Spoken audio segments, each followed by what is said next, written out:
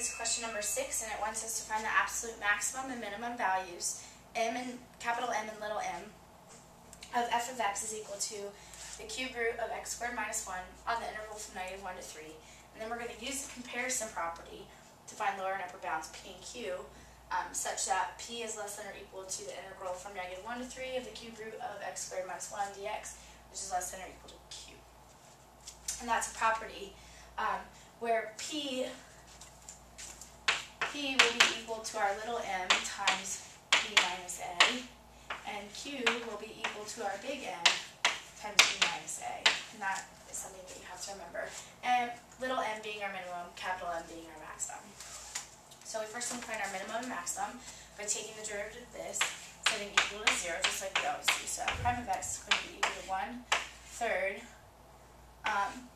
x squared minus 1 to the -2/3, so I'm just going to write it down here on the bottom already, times the derivative of the inside, which is 2x. So that gives me 2x over the 3 times the cube root of x squared minus 1 quantity squared. So to find my zeros, again, I set the top equal to 0 and the bottom equal to 0. For my top, I get that x is equal to 0. At the bottom, I get x is equal to plus or minus 1. Just by setting, all I need to do is set this inside here equal to 0. So I get x squared is equal to 1. Take plus or minus the square root of both sides, and I get x is equal to plus or minus 1. So I have -1, 0, 1, and then also, remember, we're limited to 3.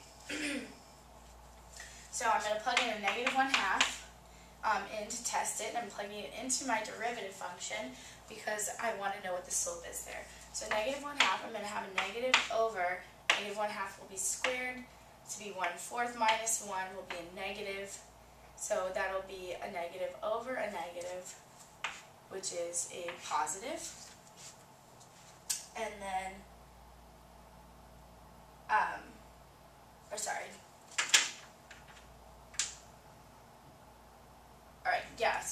this is actually, so -1/2 is our test value, but we get, the top will be a negative, but the bottom will be positive. So we'll get a negative on top because we'll have -1/2 squared, which is 1/4 minus 1, which will be -3/4 quantity squared, and then we'll take the cube root of that, so that'll actually be a positive. So it makes this whole section negative. And then I know that I can just alternate my values because of multiplicities. And then at 0 anyways, because 0 we only have a multiplicity of 1. And then at 1, when I test 2, I get a positive over a positive, so it also is a positive. So it doesn't alternate at -1 and 1, just at 0. So it asks us to find the absolute minimum and maximum. So we know that because we have end intervals, we need to test those points. So we need to find f of -1, f of 0, which is what we found to be a minimum because it goes from decreasing to increasing, and also f of 3. So f of -1, when I plug it in here, I get 0.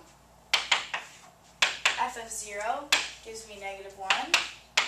And f of 3, that's 9 minus 1, which is 8. The cube root of 8 is 2. So my minimum value is obviously -1 when when x is equal to 0, and my maximum value is 2 when x is equal to 3. So now that we want to find the upper and lower bounds, p and q. So again, p is equal to my minimum times b minus a. B minus a being the interval, so b will be 3, a will be -1. So it'll be -1. So we'll get that p is equal to -1 times 3 minus -1, so 3 plus 1. It's equal to -4. And q will be equal to our maximum value, which was 2 times 3 plus 1. So it'll be equal to 8. So our answer is p equals -4 and q equals 8. And that is letter choice